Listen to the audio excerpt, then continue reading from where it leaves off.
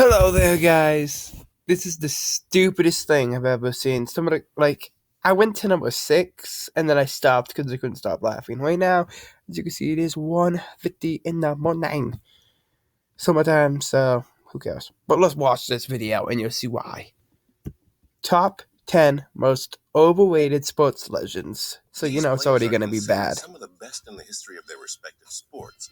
They have MVPs, championships, and all-star appearances. But let's take off the roof. So, if they have MVPs, how does that make them overrated? Rose-colored glasses for a second. I mean, these players were great, but some Is of that these Tyson? players That have is been Tyson. elevated to deific levels by fans.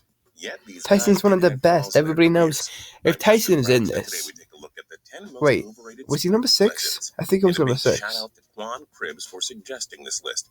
We do hope you enjoy this video, and if you do, feel free to click subscribe down below for more. So the first two I agreed with, so skip this. Was a key dynasty of the late 50s Paul and early Notre Humbug. Dame. Jim Terry by the 1961 MVP.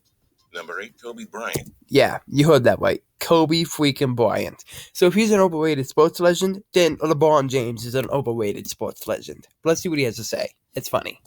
Kobe Bryant is considered one of the best players ever. And among passionate fans, Bryant is a deity with no faults, seen by many as one of the best scorers ever. So why is he overrated if he's the best scorer ever? I like him and Allen Iverson in his era, because Allen Iverson could shoot for days, and he was like my height, so it was cool. Bryant only led the league in scoring twice, 2 less times. He only led. Okay, I'm gonna listen to this, and then I'm gonna tell you my opinion. By many as one of the best scorers ever, Bryant only led the league in scoring twice, 2 less times than Allen Iverson and Kevin Durant. With Shaquille O'Neal, the Lakers won 3 titles at the start of the millennium, and since Shaq was considered the best player in the league, Kobe probably could have been replaced with contemporary guards like Allen Iverson and Vince Carter, and the Lakers still would have been the best team in the league. Number 7. Oh my god! Oh my god! So what he's saying is, Kobe Bryant isn't good. He's overrated because he and Shaq were great, and that Allen Iverson was a little bit better than him. Really now? Oh my god, this is just stupid. Alright, let's go on to number 7. Troy Aikman. Oh my god. Quarterback of America's team amid a dynasty. Hold on. Please don't be anything bad. I'm gonna try typing as fast as I can. Crap. Troy Aikman. Yes. Let's look at his touchdowns and interceptions, shall we? Shall we look at his touchdowns and interceptions real quick? I think we can. 165 for 141. Now, I know right now that doesn't look great, but remember, this is back then, and he won Super Bowls, so he was considered extremely good. All right? Extremely good. But let's see what he has to say, okay? This is what he has to say. In the mid-90s, Troy Aikman was seen by some as a leader of the team.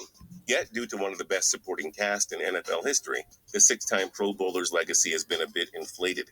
With all-time rushing leader Emmitt Smith in the backfield, a star wideout Michael Irvin, and one of the best offensive lines ever, Aikman just had to give the ball to his position players and let them do the work. So you're saying that Tim Couch, myself, 16-year-old me, 160 pounds, could be back there flinging that thing, and I'd win a Super Bowl just as easy as he did? Come on now. Use your brain. You know what, actually? Screw this. Oh, I'm not even subscribed. Good, I was going to unsubscribe. This is just stupid. Aikman was a very good quarterback and Super Bowl MVP, but he also has less touchdown passes than Chris Chandler. Why does that freaking matter? He has less touchdown passes than Tom Brady, Brett Favre, Drew Brees. Number 6, Mike Tyson. In the late 80s and early 90s, Mike Tyson was the face of... So when I look at boxing, the only person I can name is Mike Tyson. How does that make him overrated? Boxing. Yet to casual fans, Iron Mike deserves to be in the same category as legendary fighters like Muhammad Ali. Oh, and Muhammad Tyson Ali is one of the most feared fighters ever. His resume is not as impressive as other legends. Like Joe Louis's Bum of the Month Club, Tyson didn't face many great fighters in his rise to the top. Besides an aging Larry Holmes and Michael Spinks, Tyson didn't have many great wins, most notably in one of the greatest upsets ever. Tyson lost the heavyweight belt to Buster Douglas in 1990.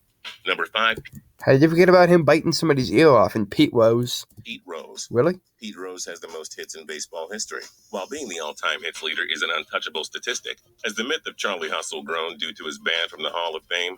Rose had 9 seasons of at least 200 hits, but in his final 9 seasons amid chasing Is it because of that gambling thing? That's so stupid. He deserves to be in the Hall of Fame. Ty Cobb's record, Rose had 2 years of over 170 hits, and then he never had more than 140. After the age of 40, Rose had several seasons where he hit below .300. With over 1,600 more at-bats than the next closest player, was the purpose of Rose's final year solely to increase his hits total? Oh my Number god. 4, Nolan. Oh my god. He's considered overweighted because he hit the age of 40. Freaking 40.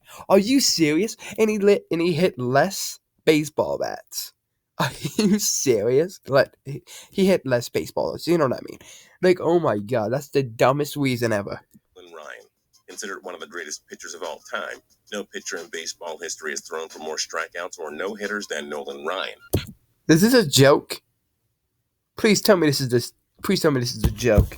Please tell me this whole entire video is a joke. Yet in 27 seasons, the ace lost nearly 300 games. The all-time walks leader was never a Cy Young, led the American League in errors 4 times, and threw 277 wild pitches, the most in the modern era.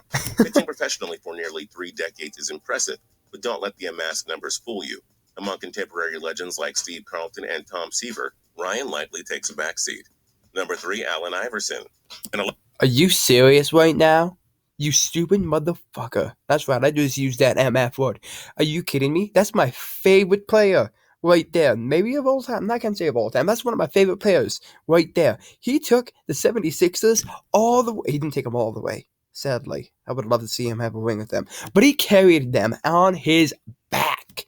On his fucking back, dog. Do you understand me? He took that team to where they were. 11-time All-Star, But I have a good Allen point. Iverson was a sports icon and one of the best players of his era. The 2001 MVP led a below-average team to the NBA Finals and gave the 2000-2001 Lakers their only loss in the postseason. Yet, for all his accomplishments, Iverson had some flaws. Like a what? high-volume shooter, Iverson was not the most effective scorer, and he didn't really make his teammates better either.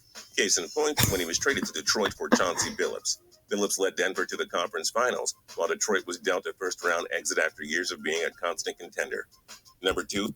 Are you serious right now? So he's overrated, again, because he was 36, 37 with that team, and he got bad because of his age. Oh my god! Hating on my favorite players, dude. If Brett Favre's number 1, I swear to God, I'm gonna say some things. I mean, he's not great, but there's no way he's overrated. Joe Namath. Joe Namath was the winning quarterback in arguably the most important game in NFL history. Yet the myth of Broadway Joe has seemingly grown exponentially throughout the years. Though throwing for 27,000 yards is very impressive in the 60s and 70s, the one-time Pro Bowler threw most of his yards in the AFL, a very competitive league, but a more pass-friendly league. Also, perhaps Back then, you ran the ball a lot because a lot of people threw a lot of interceptions. Bart Starr, very good quarterback, but if you look at the stats, he threw a lot of interceptions. Johnny Unitas, very good quarterback, but he threw a lot of interceptions, you idiot! That's why they ran the ball a lot. Oh my god. Numbers from Namath is that he led the league in interceptions 4 times.